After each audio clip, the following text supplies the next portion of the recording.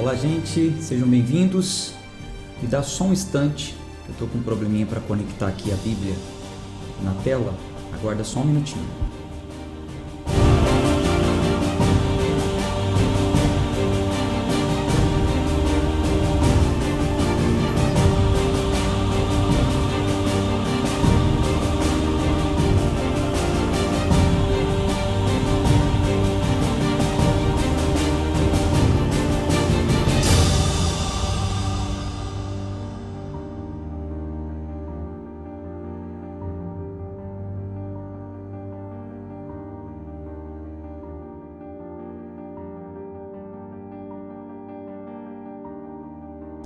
Agora sim. Só fazer um teste aqui. Opa, olha ela aí. Pronto. Ok. Sejam muito bem-vindos. Mais um dia que nós abrimos aqui a nossa sala. Hoje é o dia de número 36 do nosso plano de 365 dias. Preparem-se porque hoje o assunto ele é profundo. De antemão, eu já quero reforçar com vocês o meu compromisso, que é com a palavra. Não tenho compromisso com instituição nenhuma nessa leitura da Bíblia. Não serei inclinado a movimentos, a doutrinas e a confissões de fé. Se a sua confissão de fé é batista, é reformada, é carismática, é pentecostal, é neopentecostal, é católica romana ou ortodoxa, não sei. E isso não é o tão importante neste clube de leitura. O mais importante nesse clube é lermos a Bíblia com a interpretação correta da palavra. Estou falando isso para vocês porque hoje eu vou focar aqui na leitura. Vamos usar o texto para interpretar o texto. Vou deixar o espaço aí dos comentários com vocês e aquilo que eu peço, né? Vamos só evitar debates nos comentários que fujam da leitura, tá? Debate saudável é aceito com base naquilo que nós estamos lendo, mas não vamos abrir aqui espaço para defesas denominacionais. Ah, mas na minha igreja pode, na minha não pode.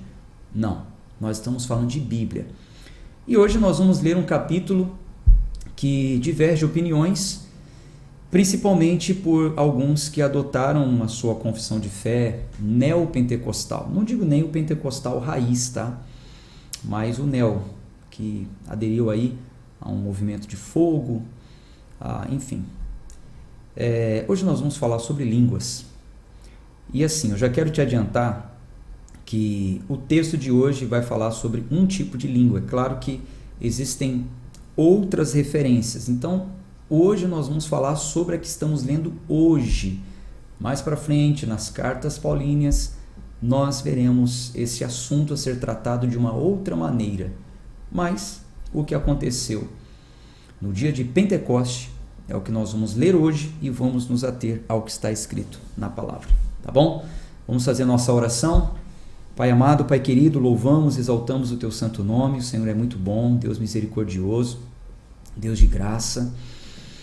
Aqui estamos, Senhor, mais uma vez com o nosso coração aberto e a nossa mente preparada para receber o ensino. Fale conosco. Oramos em nome de Jesus. Amém.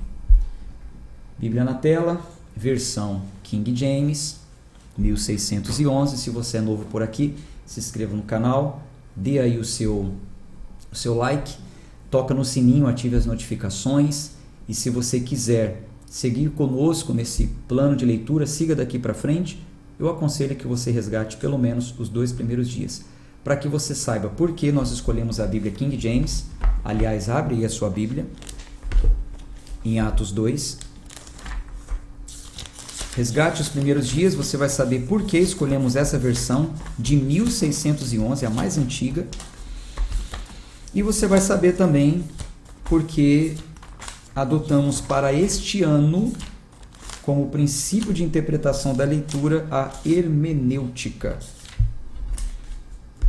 Deixa aí aberto em Atos 2, façam as suas anotações. As minhas notas eu envio para vocês via PDF no grupo do WhatsApp, como tenho feito, tá? Então vamos ler. Atos capítulo 2. E quando o dia de Pentecostes chegou completamente, todos eles estavam unânimes em um lugar. Você se lembra que ontem nós lemos em Atos 1 a ordem do Senhor para que eles permanecessem em Jerusalém, não saíssem dali, por quê? Naquela ocasião estava acontecendo uma festa essa que começou com a Páscoa, a festa da Páscoa, onde é oferecido o Cordeiro Pascual, um animal que é morto, para celebrar, para lembrar de quando o povo saiu da escravidão do Egito rumo à Terra Prometida. Então, essa festa começa. Depois que é oferecido o Cordeiro Pascual, conta-se 7 semanas. Nós já lemos isso lá no livro de Levíticos. Então, quando se fala o dia do Pentecostes, há quem espiritualize essa palavra, Pentecoste e tal. Pentecoste faz sentido a uma contagem. Penta é a contagem para o número 5. Por exemplo, campeão, bicampeão, tricampeão, tetracampeão, pentacampeão. O Brasil estava rumo ao hexa, né? Infelizmente não foi dessa vez. Bom, penta, número 5. Pentecostes seria 50º dia, ou seja, 50 dias. Então, o 50º dia, ele é contado a partir do dia seguinte que é oferecido o Cordeiro Pascual, onde começa a festa dos pães ázimos, é o primeiro dia dos pães ázimos.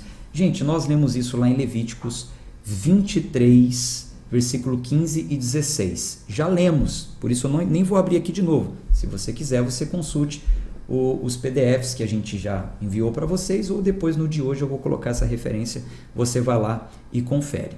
Bom, o que está acontecendo aqui? Eles estavam reunidos até o 50º dia, que era o último dia da festa, o dia principal da festa, onde todas as nações subiam para Jerusalém, porque era o fechamento, o encerramento daquela festa.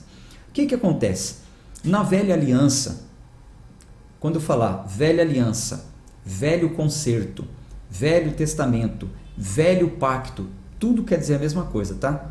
Vez ou outra eu mudo para que você vá se familiarizando, senão você acha que é só Velho Testamento. Velho Testamento, velho concerto, velha aliança, velho pacto, tudo é a mesma coisa. Então assim, na velha aliança, a oferta do Cordeiro Pascual marca a saída do povo que estava escravo no Egito. O Êxodo.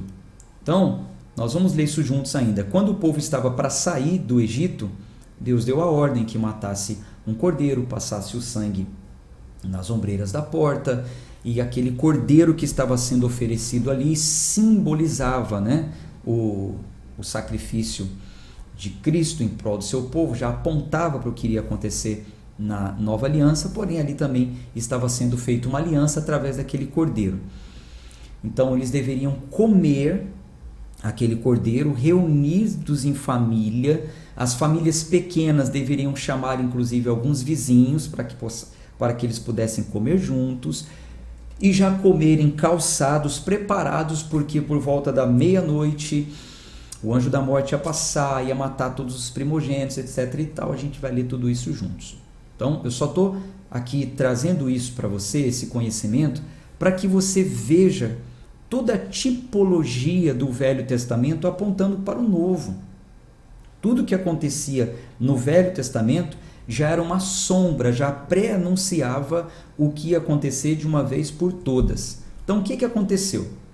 Quando foi oferecido o Cordeiro Pascual lá na saída do povo, do Êxodo, de fato o povo saiu no próximo dia rumo ao Monte Sinai. O primeiro lugar que eles deveriam ir era o Monte Sinai, porque no pé do Monte Sinai Deus iria fazer um pacto com o povo e ali entregar as leis que conduziriam aquele povo. Leis essas que foram entregues a Moisés, escritas em tábuas de pedra.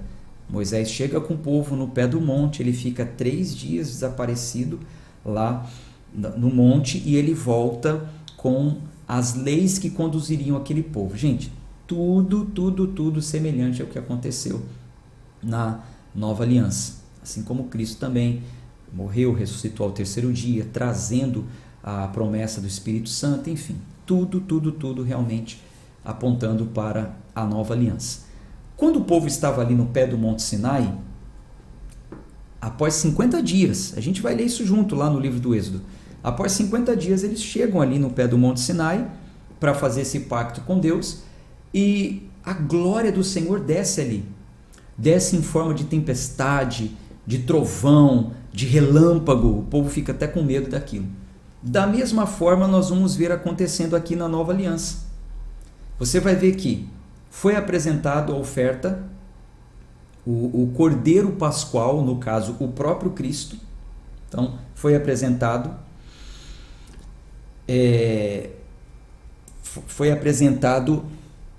na sexta-feira ele cumpre, né, a Páscoa antiga e institui a nova, e ele se entrega como sacrifício. A partir dali começa a contar 50 dias. Então, quando completa os 50 dias, antes disso Cristo fala, olha, fiquem até que vocês sejam revestidos do alto. Ele não falou que dia que ia acontecer, mas em cumprimento ao que o Velho Testamento já apontava como sombra, era fato que isso teria que acontecer também no dia de número 50, no 50º dia, no dia de Pentecostes. E acontece da mesma forma, uma forma muito semelhante. A gente vai ver aqui que no dia de Pentecostes, assim como a glória desceu lá no pé do Monte Sinai para o povo, aqui a glória do Senhor vai descer para aqueles que estão reunidos ali no cenáculo, e dessa vez vai descer através do Espírito Santo. Se lá no pé do Monte Sinai o povo recebeu as leis que conduziriam, né, que os conduziriam através dos escritos das tábuas de pedra, desta vez o povo também recebeu aquele que os conduziria, mas através do Espírito Santo. O Espírito Santo queria influenciá-lo através da mente e de corações. Seria uma influência direta do agir, do mover do Espírito na mente e no coração do homem, também em cumprimento de promessas. E a gente vai ler muito essas coisas. Deus falando que tiraria o coração de pedra, colocaria um coração de carne, que escreveria as leis não mais em pedra, mas na mente e no coração, enfim. E a gente vê também uma semelhança na simbologia, porque se lá no pé do monte o Espírito desceu, aliás, a glória do Senhor desceu, causando uma tempestade, um vento, trovão, relâmpago no cenáculo também. Nós vamos ler aqui que aconteceu mais ou menos da mesma forma. Vamos ler aqui versículo 2. E de repente veio um som do céu como uma rajada de vento impetuoso e encheu toda a casa onde eles estavam assentados. E lá apareceram a eles línguas divididas como de fogo, e pousou sobre cada um deles. Veja que semelhança, né? Agora atenção ao texto. Atenção ao texto. E todos foram cheios do Espírito Santo e começaram a falar outros idiomas, conforme o Espírito Santo lhes concedia falar. Então, meus queridos irmãos, o que aconteceu, e amigos leitores, o que aconteceu no dia de Pentecoste, relatado aqui em Atos 2, foi: eles receberam o cumprimento da promessa, eles foram cheios do Espírito Santo, e o Espírito Santo deu a eles a capacidade de falar outras línguas. Quais línguas? Línguas idiomáticas. O texto é claro. Eles falaram outros idiomas, e não línguas estranhas, ou a famigerada língua dos anjos, né? A mais famosa. Eles falaram nas línguas dos anjos. Não é o que diz o texto. O que está acontecendo aqui é cumprimento do que Jesus disse, que enviaria o Espírito Santo e que daria a eles a capacidade de cumprir o ID. Jesus falou: fiquem, vocês vão ser minhas testemunhas. Vocês vão por todo canto e vocês vão pregar o evangelho a toda criatura em todo mundo. Só que antes vocês vão precisar ser revestidos de um poder. Como que aqueles homens iriam pregar o evangelho em todo o mundo se eles eram galileus? Como que eles iriam falar na língua dos outros povos, outros idiomas? Então eles precisariam ser capacitados para isso. O Espírito vem, reveste eles deste poder e distribui ali línguas idiomáticas. Pasme você, talvez alguns aqui que já são do Clube de Leitura de 2022 já sabiam, ou que fazem parte do ministério onde eu ministro, talvez já sabe, ou talvez você está aí hoje com a cabeça explodindo. Meu Deus, como eu nunca li isso na Bíblia. Não é o que me falaram. Gente, eu não vou nem ficar olhando para os comentários. Vamos mais para frente. A gente ainda vai falar muito sobre isso. Mas é Bíblia. O meu compromisso é com a palavra. Se falaram para você que eles falaram outras línguas, as outras línguas que eles falaram não foi a língua dos anjos. Foram línguas idiomáticas. Quer mais prova? Vamos continuar lendo. Vamos lá. Versículo 5. E em Jerusalém estavam habitando judeus, homens religiosos de todas as nações debaixo do céu. Olhe para o texto. Ali tinham pessoas de todas as nações debaixo do céu. E quando isso foi amplamente divulgado, ajuntou-se uma multidão e estavam confusos, porque cada homem os ouvia falar em seu próprio idioma. A notícia se espalhou, as pessoas que estavam ali de várias nações debaixo do céu foram até o cenáculo e ficaram confusos, porque eles ouviam que aqueles homens estavam falando no idioma deles, dos que foram ouvir. Versículo 7. E todos eles estavam atônitos e maravilhavam-se, dizendo uns aos outros: vede, não são galileus todos estes que falam? Tinham 120 homens ali, tá? Não são galileus todos estes que falam? Como ouvimos cada homem em nosso próprio idioma em que nascemos? Espera aí, tem 120 galileus ali falando. E cada um de nós aqui fora somos representantes de uma nação. Como que nós ouvimos? Você está ouvindo alguém falar ali o seu idioma de nascimento? Estou ouvindo, aquele ali está falando a minha língua. Porque eu estou ouvindo aquele outro falar a minha língua. E o aqui do lado, você está ouvindo alguém falar? Estou ouvindo a minha língua, eu não estou entendendo nada. O que está acontecendo aqui? 120 homens falando, são galileus, todos deveriam estar falando uma língua só, um idioma só, mas cada um aqui consegue ouvir no seu próprio idioma. Foi o que aconteceu ali. Quer mais prova? Vamos continuar. Versículo 9. Partos e medos, elamitas e os que habitam a Mesopotâmia, a Judéia e a Capadócia, o Ponto e a Ásia, a Frígia, a Panfilia, o Egito, as partes da Líbia, junto a Cirene, e os estrangeiros de Roma, judeus e prosélitos, e cretenses, e árabes, todos ouvimos falar em nossos próprios idiomas as obras maravilhosas de Deus. É como se você entrasse em uma sala com 120 brasileiros falando português e de repente cada um começasse a falar. Um fala árabe, o outro fala, enfim, cada um sai falando uma língua aí. E de repente do lado de fora junta um monte de pessoas que são de outras nações e falam: peraí, são todos brasileiros? Só falam português? Como que eu estou ouvindo na minha língua? Aí um japonês está falando a minha língua. Foi isso que aconteceu ali. Essa foi a maravilha que aconteceu em Atos 2.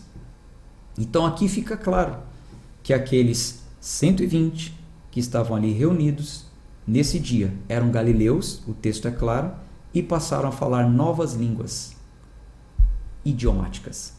Falar novos idiomas. Libertador, né? Libertador. Você ler o texto, entender, interpretar e não se deixar ser enganado por nada. Vamos continuar. Versículo 12. E todos se maravilhavam e estavam em dúvida. dizendo uns para os outros: o que significa isso? E outros, zombando, diziam: esses homens devem estar cheios de vinho novo. Mas Pedro, pondo-se em pé com os 11, opa, agora aqui a primeira pregação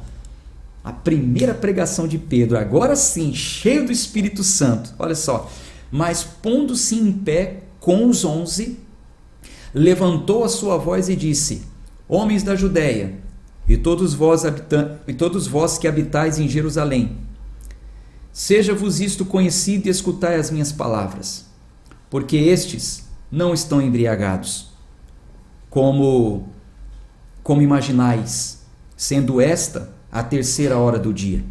Mas isto é o que foi falado pelo profeta Joel. Aí ele traz uma profecia que já dizia que isso iria acontecer. O que dizia a profecia? E acontecerá nos últimos dias, diz Deus, eu derramarei o meu espírito sobre toda a carne, e os vossos filhos e as vossas filhas profetizarão, e os vossos homens jovens terão visões, e os vossos homens velhos sonharão sonhos. E sobre os meus servos e sobre minhas servas, eu derramarei o meu espírito naqueles dias, e eles profetizarão. E eu mostrarei as maravilhas em cima no céu e sinais embaixo na terra, sangue, fogo e vapor de fumaça. Aí agora vai falar das coisas que vão acontecer para o tempo do fim. Mas até aqui está se cumprindo, ele está dizendo tudo que se cumpriu. Eles receberam o Espírito foi derramado, e eles passaram a falar das maravilhas de Deus. Profetizar é falar as maravilhas de Deus. Então eles passaram a profetizar, falar as maravilhas. O texto é claro aqui em cima, vou voltar mais um pouquinho. Olha só, versículo 11. E cretenses e árabes, todos os ouvimos falar em nossos próprios idiomas as obras maravilhosas de Deus. Não confunda com profetada, com revelação, tá? Então, eles passaram a falar em outros idiomas as obras maravilhosas de Deus, em cumprimento ao que disse, ou o que tinha dito o profeta Joel. Bom, e agora já vai falar para o tempo do fim, ó, versículo 20. O sol se tornará em trevas e a lua em sangue, antes que venha o grande e glorioso dia do Senhor. E acontecerá que todo aquele que invocar o nome do Senhor será salvo. Homens de Israel, ouvi estas palavras.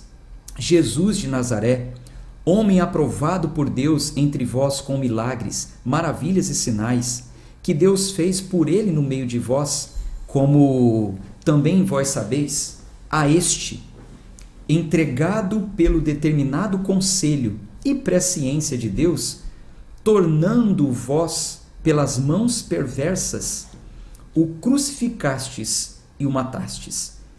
Quem Deus levantou, tendo soltado as dores da morte, porque não era possível que ele fosse retido por ela. Então está falando de Jesus, né? Se reuniram em conselho, entregaram Jesus, mas pela presciência de Deus, Deus já tinha determinado que assim seria, enfim, mas não foi possível que a morte retesse ele, né? A morte não venceu Jesus.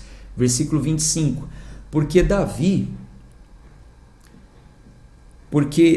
fala a respeito dele: eu via o Senhor sempre diante da minha face, porque ele está à minha destra, para que eu não seja abalado. Por isso o meu coração se regozijou e a minha língua exultou, e além disto, a minha carne também repousará na esperança. Porque tu não deixarás a minha alma no inferno, nem permitirás que o teu santo veja a corrupção. Fizeste-me conhecer os caminhos da vida, encher-me-ás de alegria com o teu semblante. Então ele cita aqui um salmo de Davi, que é o Salmo 16. Salmo 16 é um salmo profético, messiânico. Davi fala sobre Jesus, que a morte não venceu ele não viu corrupção. Então Davi já tinha profetizado que Jesus não sofreria a corrupção da morte. Então o apóstolo Pedro está trazendo aqui em sua mensagem também uma profecia de Davi. Aí ele vai falar aqui, versículo 29. Homens e irmãos, deixe-me falar-vos francamente do patriarca Davi, que ele morreu e foi sepultado, e a sua sepultura está entre nós até hoje.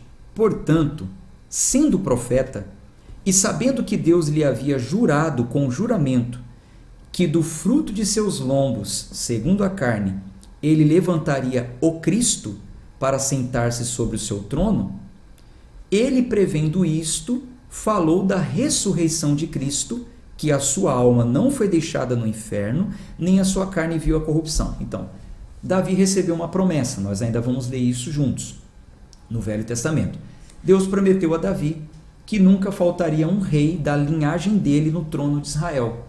E Davi, por profecia e revelação, entendeu que o Cristo que assumiria o lugar dele para sempre, para que nunca mais faltasse, era alguém que iria ressuscitar. Era alguém que não sofreria a corrupção da morte. Então, isso já estava profetizado pelo próprio Davi. Então, Pedro, com a sua infinita sabedoria, inspirada pelo Espírito Santo, que agora ele já tinha o Espírito Santo, ele traz uma citação do Velho Testamento para pregar o Evangelho. A ordem de Jesus era: pregai o Evangelho, a boa nova, a ressurreição.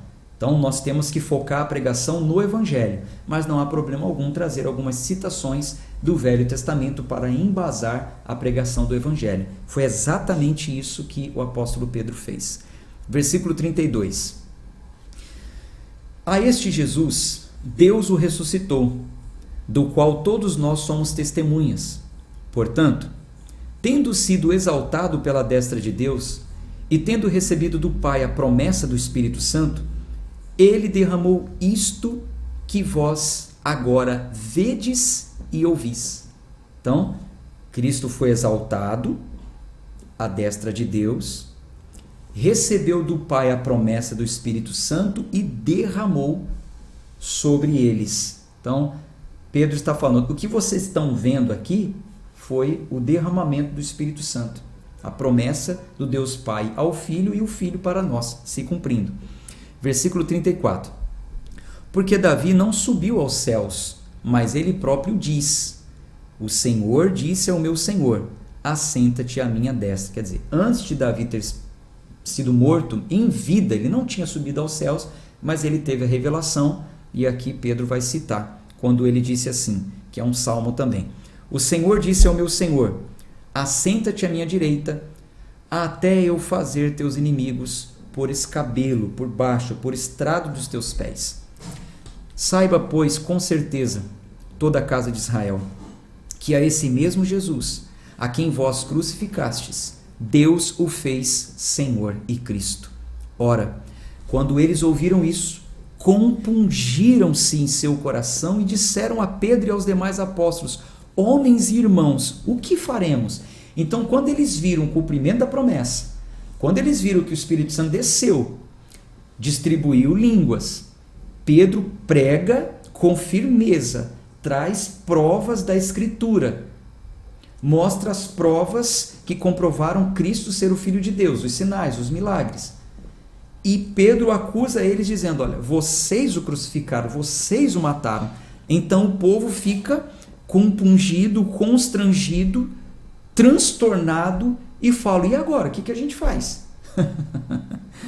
Então Pedro, versículo 38, disse-lhes: arrependei-vos e seja batizado cada um de vós no nome de Jesus Cristo para a remissão dos pecados e recebereis o dom do Espírito Santo, porque a promessa é para vós e para vossos filhos e para todos que estão longe, todos quantos o Senhor nosso Deus chamar.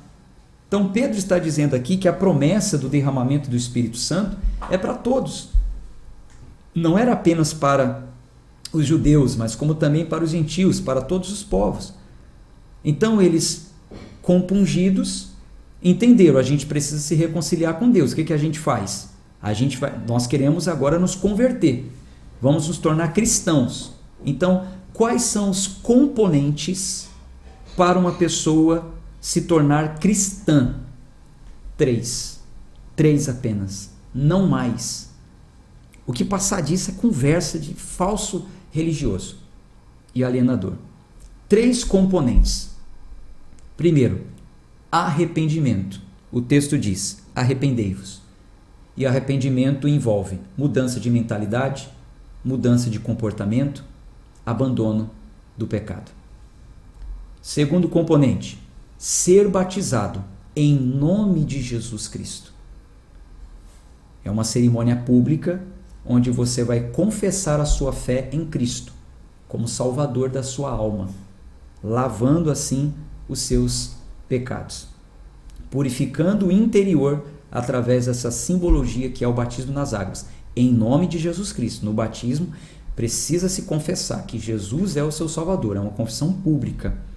Terceiro componente, ser batizado com o Espírito Santo. E agora, e como é que faz esse negócio aí? Como é que vai ser batizado com o Espírito Santo? É no ato da conversão. Está escrito aqui, ó. Se arrependam, sejam batizados com o Espírito Santo, para que recebeis a remissão dos pecados e recebereis, olha aí na tela, ó, olha essa bolinha aí na tela, e recebereis, receber o dom do Espírito Santo. Dom vem de Deus, é Ele que dá, a gente não compra. Não há nada que façamos que poderia nos dar isso. Isso é graça, é pela graça, não é por obras. Então, no ato da conversão, arrependimento verdadeiro, confissão de pecados, mudança de mentalidade, passar a viver os princípios cristãos, batismo nas águas, você recebe o Espírito Santo. Por quê? Porque é o Espírito Santo que é dado como um dom, gratuitamente, pela graça de Deus, é o favor que nós não merecemos, porque Ele é que vai nos influenciar, Ele é que vai nos capacitar a viver como cristãos, de acordo com a fé salvadora. Lembra do velho pacto? No pé do monte, eles receberam as leis escritas em tábuas de pedra que os guiariam como nação. Era aquilo que iria dirigi-los. Na nova aliança, como que ficou?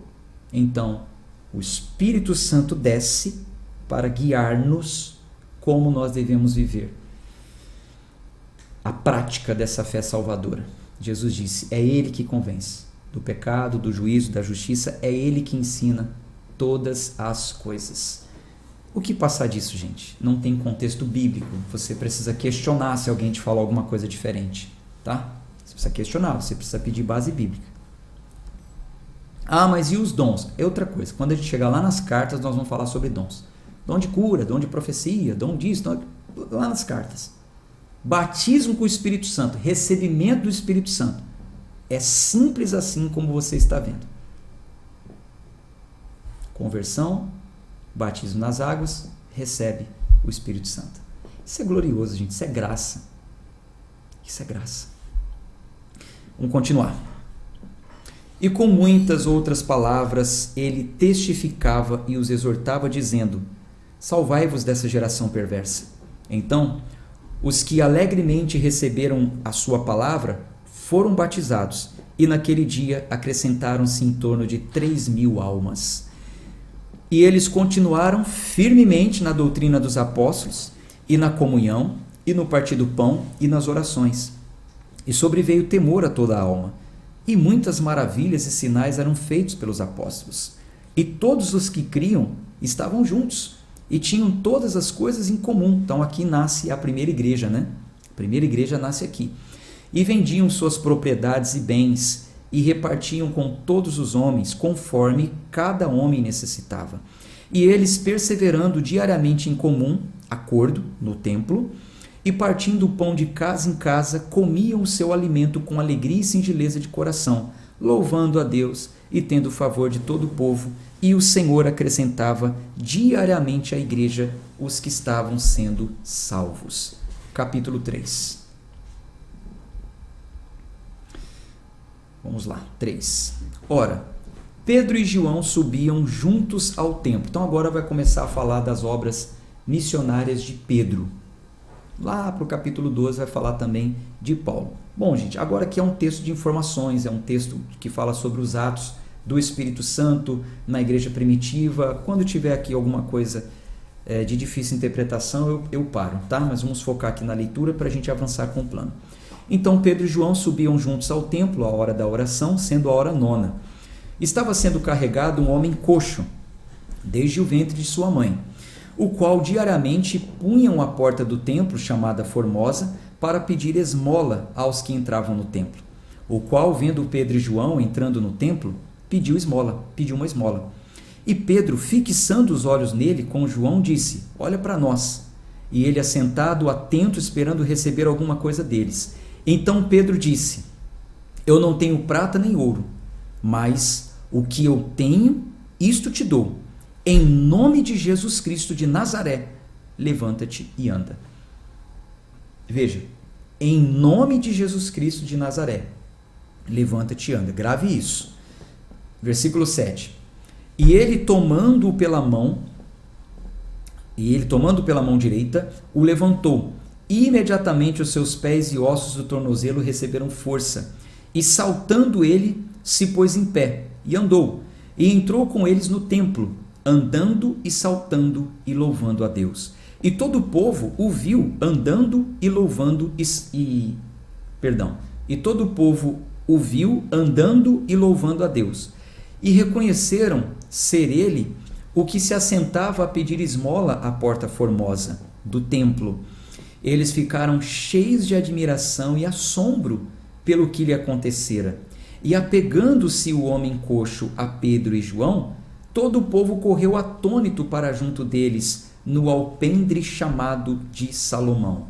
Essa porta formosa era a porta de entrada do templo. Em frente à porta de entrada do templo tinha uma cobertura. Alpendre significa uma cobertura sustentada por colunas. Então, eles estavam ali debaixo daquela cobertura que é sustentada por colunas, em frente à porta principal ali do templo de Salomão, e todos correram para lá para ver aquilo que tinha acontecido. Versículo 12. E quando Pedro viu isto, ele respondeu ao povo: homens de Israel, por que vos maravilhais disto? Ou, por que olhais seriamente para nós, como se por nosso próprio poder ou santidade fizemos este homem andar? Gente, isso aqui é um tapa com luva de película na minha cara. Vou falar na minha, vai, para não falar dos outros. Na minha cara.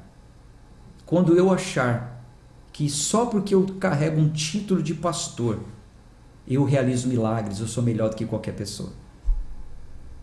Só porque eu tenho santidade, só porque eu trabalho em prol da obra do Senhor, oro, jejuo, fico o dia inteiro na igreja, então eu sou mais santo e por isso que no meu culto vai acontecer milagre.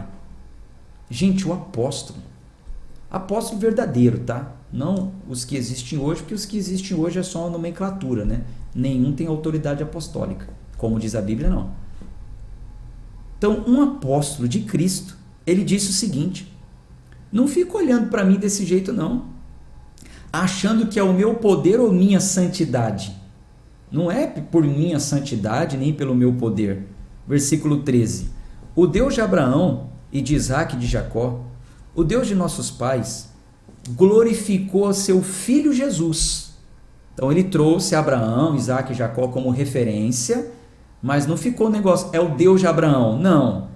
Glorificou o filho Jesus, a quem vós entregastes e negaste na presença de Pilatos, tendo ele determinado que fosse solto. Pilatos falou: solta Jesus. E vocês: não, a gente quer ele preso.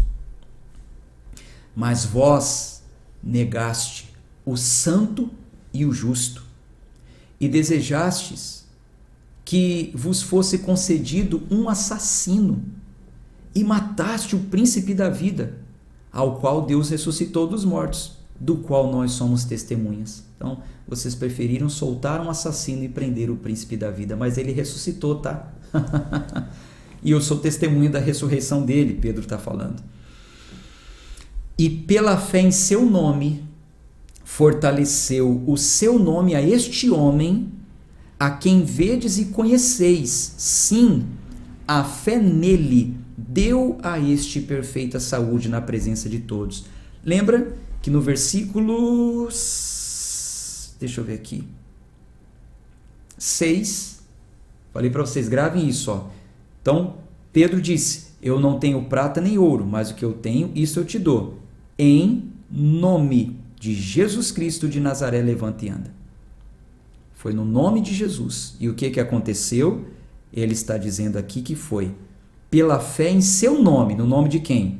Daquele que ressuscitou. Então foi pela fé em seu nome. Fortaleceu o seu nome a este homem, a quem vedes e conheceis. Sim, a fé nele deu a este perfeita saúde na presença de todos vós. Os apóstolos tiraram toda a honra, toda a glória deles e atribuíram ao nome de Jesus. Isso é muito legal. É um tapa na minha cara. Quando eu achar que a minha gravata cura, que o meu lenço, o meu suor, a minha santidade, o meu poder, é o nome de Jesus. Versículo 17. E agora, irmãos, eu sei que por ignorância fizeste isso, como fez também os vossos governantes. Mas essas coisas que Deus prenunciou pela boca de todos os seus profetas, que Cristo sofreria, ele assim o cumpriu. Então, foi por ignorância, tá? Que vocês fizeram isso? Tudo bem. Mas e agora? Versículo 19. Arrependei-vos. Portanto, agora é a segunda pregação de Pedro. Lembra? Na primeira, 3.000 almas se entregaram, agora é a segunda pregação. Tem uma multidão ali vendo ele falar isso. Arrependei-vos, portanto, convertei-vos, para que os vossos pecados sejam apagados, e assim venham da presença do Senhor tempos de refrigério, e ele enviará Jesus Cristo que vos foi pregado, que já vos foi pregado, ao qual é necessário que o céu receba, até os tempos da restauração de todas as coisas das quais Deus falou pela boca de todos os seus profetas desde o princípio do mundo. Pois, na verdade, Moisés disse aos pais, o Senhor vosso Deus, então Moisés já tinha dito isso, ó, o Senhor vosso Deus vos levantará um profeta dentre vossos irmãos, semelhante a mim. A ele ouvireis em todas as coisas que ele vos disser. E acontecerá que toda alma que não escutar esse profeta será destruída dentre o povo. Sim, e todos os profetas, desde Samuel, e os que seguiram depois, todos quantos falaram, também predisseram esses dias. Vós sois os filhos dos profetas e do pacto que Deus fez com os nossos pais, dizendo a Abraão, em tua semente todas as famílias da terra serão abençoadas. Ressuscitando Deus a seu Filho Jesus, primeiro o enviou a vós, para vos abençoar, afastando cada um de vós das suas iniquidades. Então Pedro está falando, ó, a oportunidade está sendo dada a vocês. Deixa eu tomar uma água aqui. Se arrependam. Moisés já tinha falado que se levantaria um semelhante a ele. Deus tinha prometido para Abraão que da descendência dele seria uma bênção, seriam salvos. A oportunidade ainda está sendo dada a vocês. Então a pregação começou ali, conforme Jesus já tinha dito. Então, de Jerusalém, a Judéia e até os confins da terra. Então ele começa pregando para os judeus. E enquanto eles falavam ao povo, capítulo 4, enquanto eles falavam ao povo, os sacerdotes e o capitão, do templo e os saduceus, lembram que os saduceus não acreditavam em vida após a morte? Então, olha eles aqui de novo. Vieram a eles, a Pedro e a João, muito irritados porque ensinavam ao povo e pregavam através de Jesus a ressurreição dos mortos, e lançaram mão deles e os colocaram sob custódia até o dia seguinte, porque já era tarde. Entretanto, muitos dos que ouviram a palavra creram, e o número de homens era de quase 5.000. Eita glória, né? Se na primeira pregação de Pedro foram 3.000, agora quase 5.000 creram. Então, a multidão de convertidos estava avançando, estava crescendo. E aconteceu que no dia seguinte, os seus governantes e anciãos e os escribas e Anás, o sumo sacerdote, e Caifás, e João, e Alexandre, e todos os que eram parentesco do sumo sacerdote reuniram-se em Jerusalém. E pondo-os no meio, eles perguntaram: com que poder ou em nome de quem fizeste isso? Então Pedro, cheio do Espírito Santo, disse a eles: governantes do povo e anciãos de Israel, se nós hoje somos examinados acerca de uma boa ação feita a um homem enfermo e do modo que ele foi curado, seja do conhecimento de todos vós e de todo o povo de Israel que em nome de Jesus Cristo de Nazaré, a quem vós crucificastes e a quem Deus ressuscitou dentre os mortos, por ele este homem está em pé diante de vós. Ele é a pedra que foi rejeitada por vós, os edificadores, a qual foi posta por cabeça de esquina, a pedra principal. E em nenhum outro há salvação, porque não há nenhum outro nome que é dado aos homens debaixo do céu pelo qual devamos ser salvos. Não há nenhum outro nome, gente. Ora, eles vendo a ousadia de Pedro e João e percebendo que eles eram homens iletrados, ignorantes, se maravilharam e tinham conhecimento de que eles haviam estado com Jesus. Então veja, Pedro era um pescador, bruto, iletrado, porém cheio do Espírito Santo. Falou de forma que deixou aqueles homens maravilhados. O que faz a diferença na pregação do Evangelho, quando você vai falar de Jesus para alguém, não se importe se você é iletrado, se talvez você não sabe falar direito, não tem muito estudo, mas que você seja cheio do Espírito Santo. Você seja usado pelo Espírito. É claro que uma pessoa letrada também pode ser muito usada por Deus, a exemplo do apóstolo Paulo, que nós vamos ver mais para frente. Mas isso é indiferente. O que faz a diferença mesmo é que sejamos cheios do Espírito Santo. Versículo 14. E contemplando o homem que fora curado em pé com eles, nada podiam dizer contra isso. Então eles ordenaram que saíssem do conselho e eles deliberavam entre si, dizendo. Então falou para Pedro e João: vá lá para fora. E eles ficaram ali conversando. O que faremos a estes homens? Porque certamente um milagre notável feito por eles é manifesto a todos os que habitam em Jerusalém e não podemos negá-lo. Mas para que não se espalhe ainda mais entre o povo, ameacemo-los, para que de agora em diante eles não falem mais nesse nome a nenhum homem. E chamando-os, ordenaram-lhe que de nenhum modo falassem, nem ensinassem em nome de Jesus. Mas Pedro e João lhes responderam e disseram a eles: julgai vós se é justo, aos olhos de Deus, ouvir a vós mais do que a Deus. Porque nós não podemos deixar de falar das coisas que temos visto e ouvido. Olhe para cá, por favor. O que nós notamos aqui? Nós notamos que do mesmo jeito que aconteceu naquela época, vamos falar nos dias de hoje, os falsos líderes religiosos, eles reconhecem com quem está a verdade. Mas ao invés de se arrependerem e crerem no novo ensino, eles se concentram em uma forma de controlar o avanço do evangelho do reino para não perder o controle das massas, sabe? Da grande massa. Um povo que sem conhecimento os seguem. Foi isso que aconteceu naquela época. Vamos calar esses homens aí, porque senão... Vamos proibir eles de falarem de Jesus, desse nome aí. Vamos proibir, porque senão a gente vai perder o controle. Aí, meus irmãos, é o seguinte. No que compete a nós, nós devemos adotar a mesma postura de Pedro e João, que falaram assim: nos importa agradar a Deus e não os homens. Se o que eu falar vai desagradar vocês, vai desagradar aos homens, vai desagradar aos líderes religiosos, não importa. O que me importa é agradar a Deus. Então, no que compete a nós, é isso que nós devemos fazer. Eu quero encorajar você que faz parte desse clube, você que está conhecendo a verdade. Eu quero encorajar você a falar dessa verdade para os seus irmãos. E não importa quem vai se chatear. te importa agradar a Deus e não aos homens.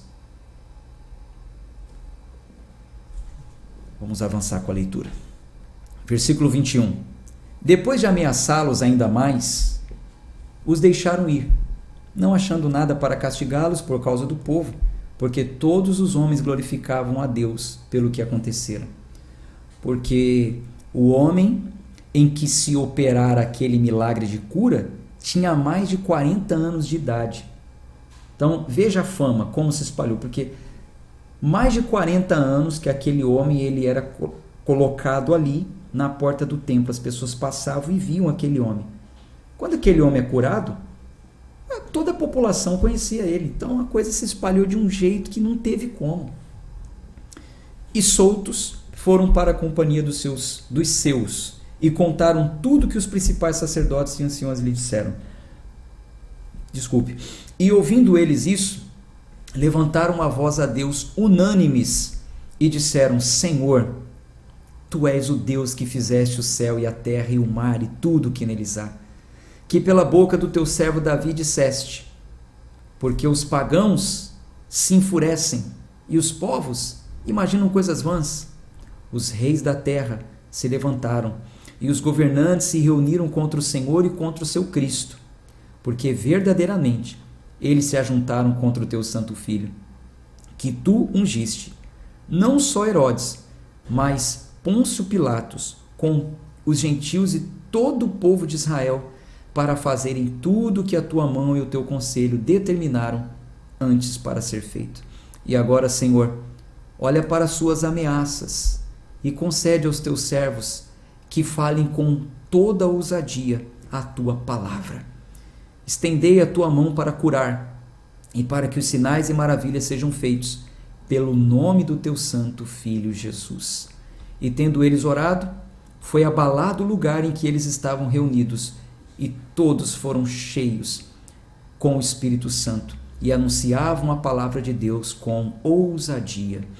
A multidão dos que criam eram um só coração e uma só alma. E ninguém dizia que algo do que possuía fosse seu, mas tinham todas as coisas em comum. E com grande poder os apóstolos davam testemunho da ressurreição do Senhor Jesus. E havia abundante graça sobre todos. E não havia nenhum necessitado entre eles, porque todos os que possuíam terras ou casas, vendendo-as, traziam os valores das casas que foram vendidas e os depositavam aos pés dos apóstolos, e distribuía-se a cada homem segundo a sua necessidade. E José, a quem havia sido apelidado de Barnabé, que sendo traduzido filho da consolação, levita, do país de Chipre, possuindo terra, vendeu-a e trouxe o dinheiro e o depositou aos pés dos apóstolos. Muito diferente do contexto de que nós vemos hoje essas coisas acontecendo, né? Quando eles fizeram essas ofertas, eram porque eles viviam em comunidade, tinham tudo em comum, um ajudando o outro. Levava os valores e distribuía, né? Diferente, né, de hoje em dia, quando muitas vezes pedem para crentes, ou cristãos, ou evangélicos, levarem valores com uma conotação de barganha, de troca por bênção, e aquele valor só fica para o dono da igreja, né? Não deveria ter dono uma igreja, né? E aí o dono da igreja faz o que quer, muitas vezes nunca se importando com o irmão que está passando necessidade. A gente vai falar mais sobre isso ainda no decorrer da leitura desse ano. Vai ser muito libertador, tá bom? Gente, um abraço de fé e força. Hoje é dia de culto. Vou me preparar aqui para o meu culto, mas antes ainda vou ler aqui os comentários de vocês, porque eu gosto. E amanhã a gente se encontra no mesmo horário que você se conecta aí conosco todos os dias. Um abraço de fé e de força. Tchau, tchau.